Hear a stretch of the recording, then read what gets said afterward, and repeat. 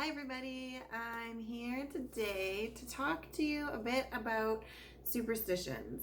So, superstitions are the irrational belief that future events can be influenced or foretold by unrelated behaviors or occurrences.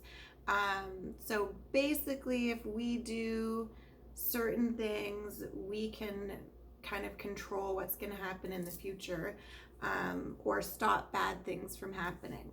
So the word superstition actually comes from a Latin term which means to stand over in awe. I don't really know how that connects, but apparently it does. Many people believe that superstitious beliefs originated in the earliest days of humanity when people didn't really understand what was going on.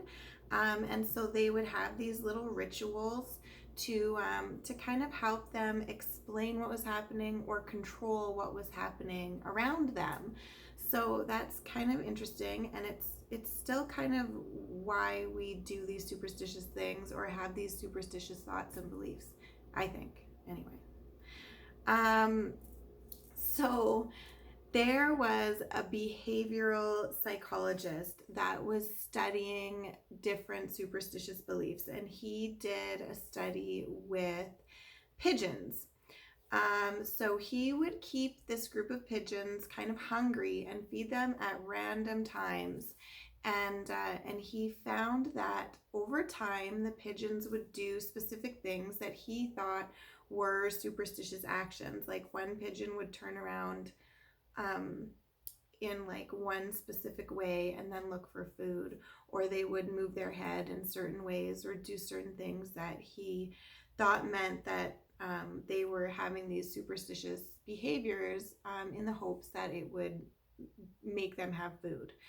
Um, the This experiment was not able to be replicated, so other scientists believe it's basically been debunked, but it's an interesting theory, and I do wonder if animals can take on superstitious behaviors. That would be kind of cool.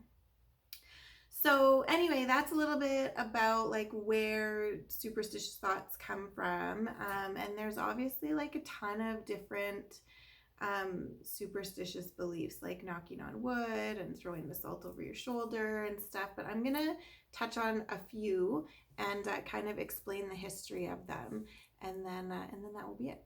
So, walking under a ladder. So, a lot of people believe that this is bad luck, and in current times, this is it's good. You should not be walking under a ladder because something could fall on your head, or you could knock the ladder over and knock the person down.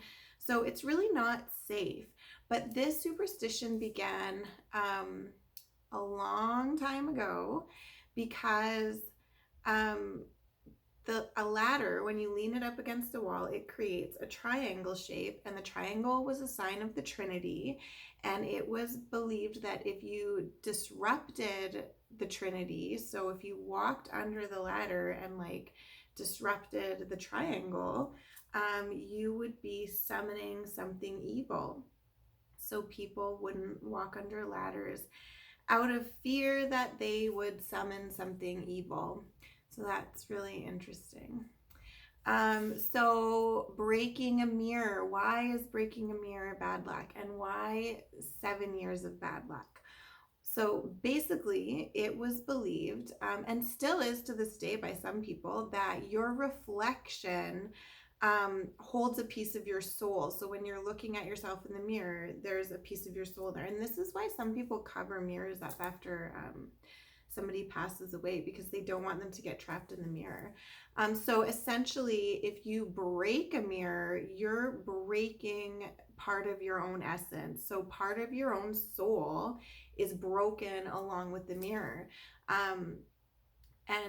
So the idea, where the 7 years came from, is that ancient Romans believed that your body and your soul regenerated every 7 years. So if you broke a mirror and you damaged your soul, it would take 7 years for your soul to fix itself.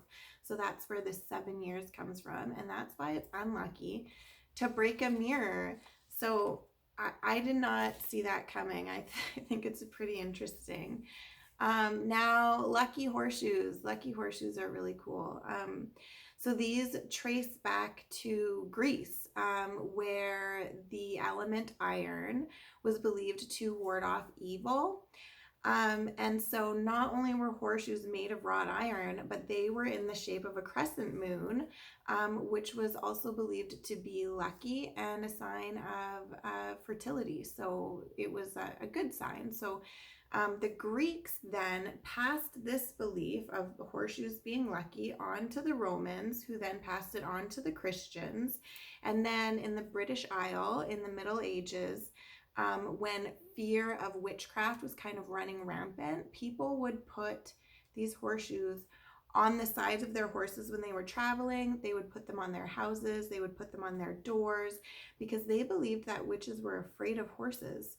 So if they had these horseshoes hanging, then the witches would see the horseshoe and it would kind of scare them off and they would leave the people alone. So not only did it then become something that was lucky, but it also warded off something that was potentially evil. So that's kind of where the lucky horseshoe superstition came from, which is kind of cool.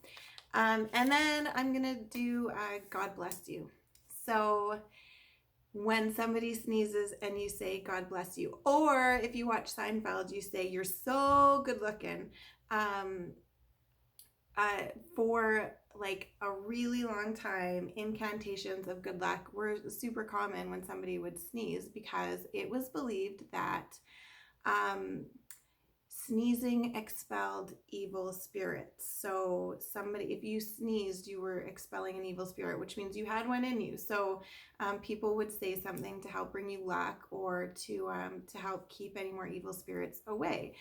So then in the 6th century, there was some kind of illness that was going around, and it kind of started with people sneezing, and then a lot of people were dying. So Pope Gregory the Great started telling people that when somebody would sneeze, instead of using these like kind of more minor sayings that they used, they should pray for the person and say God bless you instead. So that's kind of how that came about. So now people say God bless you to keep the evil away and to make sure that people kind of move forward with good health. So yeah, those are a couple of more common superstitions, and like where they came from and why some of us believe in them and practice them. And I think it's really cool. I think the way that our mind works when we're trying to control these things that are otherwise out of our control is really, really very fascinating. So something to look into if you love this stuff as much as I do. So yeah, I will be back on another day with another video about something totally different. Okay, thanks guys, bye.